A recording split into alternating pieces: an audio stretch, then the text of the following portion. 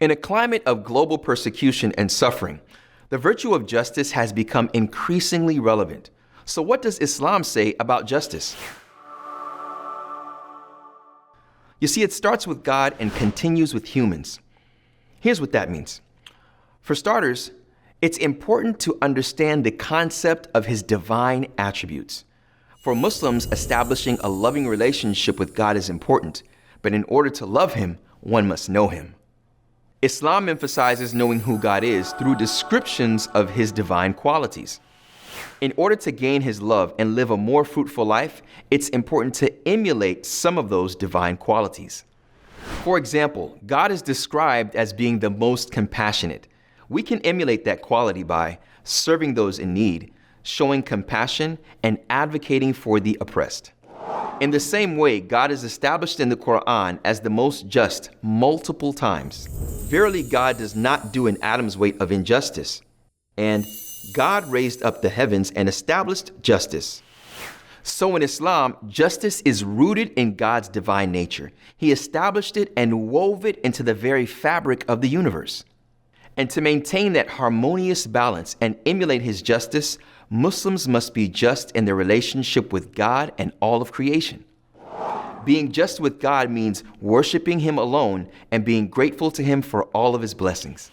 The spiritual dimension of justice is for the soul's own benefit, to thrive in a loving relationship with God and consequently respect and uphold the rights of the Creator and his creation. Being just towards all of creation means upholding the natural rights of all living things with mercy and compassion, from your fellow human beings to animals to the environment. When it comes to justice regarding your fellow human beings, well, that's where it gets quite comprehensive. The Quran introduces something called qist. It refers to injustice in the sense of giving every member of society their fair share, and it includes every dimension of human interaction. First, the political dimension. Islam tasks people in power to govern fairly through mutual consultation and gravely admonishes any abuse of power. It sees the prosperity and well-being of a nation dependent on justice and the protection of the underprivileged and the vulnerable. In Abyssinia, when an elderly woman had been pushed, the Prophet, peace be upon him, stood up and said angrily, "How would God sanctify a nation that does not protect its weak from its strong? In other words, its underprivileged from its powerful." Second, the economic dimension.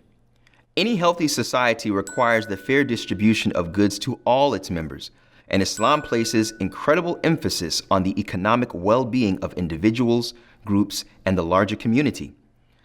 Last but not least, the interpersonal dimension.